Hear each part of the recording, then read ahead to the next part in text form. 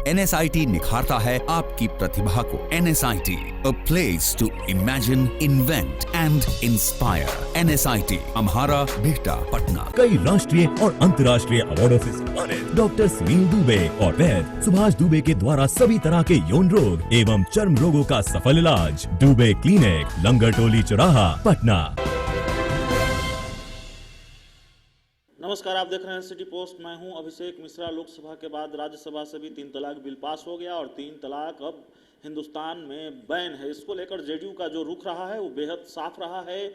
JDU 3 तलाक का विरोध करती रही है और जो जेडीयू के प्रधान महासचिव हैं केसी त्यागी ने भी कहा था कि 3 तलाक बिल का जो मौजूदा स्वरूप है वो हमें किसी भी कीमत पर मंजूर नहीं है। 3 तलाक और धारा 370 सहित कई ऐसे मुद्दे हैं जो जेडीयू को विपक्षी पार्टियों के कतार में खड़ा करती है, यानी जेडीयू विपक्षी दलों के साथ खड़ी नजर आती है, बीजेपी के साथ खड़ी नजर नहीं आती, क्योंकि बीजेपी के साथ उसका विरोध है इन मुद्दों पर और जेडीयू खुलकर अपना विरोध जताती रही है, चाहे 3 तलाक का मुद्दा हो, चाहे धारा 370 हो। लेकिन कहा जा रहा है कि 3 तलाक के मामले में जेडीयू ने नरमी बरती है और विरोध का ढोंग करके बीजेपी की मदद की है। इस मामले में 3 तलाक के पक्ष में एक तरह से काम किया है।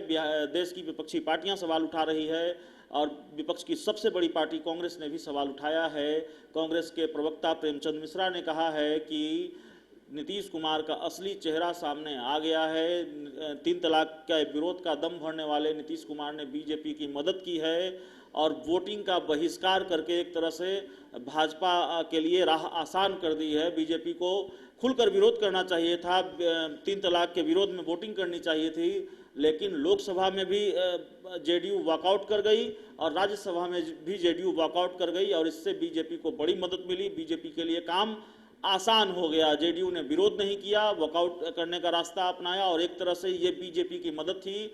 विपक्षी पार्टी कांग्रेस के प्रवक्ता प्रेमचंद मिश्रा का ये कहना है, इस तरह से उन्होंने बयान दिया है और इस बयान के बाद जाहिर है राजनीति गरमानी तय है। और जिस तरीके से विरोध रहा है, जिस तरीके से रुख रहा है जेडीयू का राज्यसभा और लोकसभा में 3 तलाक बिल को लेकर, उसको लेकर सिर्फ कांग्रेस ही नहीं दूसरी विपक्षी पार्टियां भी सवाल उठा रही है। आरजेडी के कद्दावर नेता हैं शिवानंद तिवारी, उन्होंने भी कहा कि जेडीयू को वॉकआउट नहीं करना चाहिए था बल्कि 3 तलाक के विरोध में वोटिंग करनी चाहिए थी।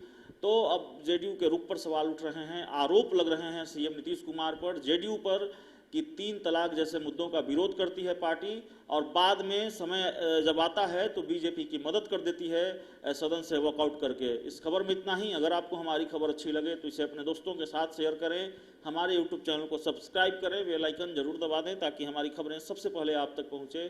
प्यार, समर्थन और सहयोग के लिए बहुत बहुत धन्यवाद। यहाँ पड़ती है भविष्य की मजबूत नींव, हम मिलकर बनाते हैं बेहतर कल।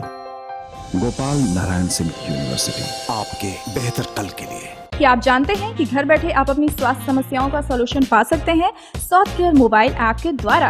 अधिक जानकारी के लिए आप संपर्क कर सकते हैं। हमारे फोन नंबर्स हैं 9472981111, 9472982222।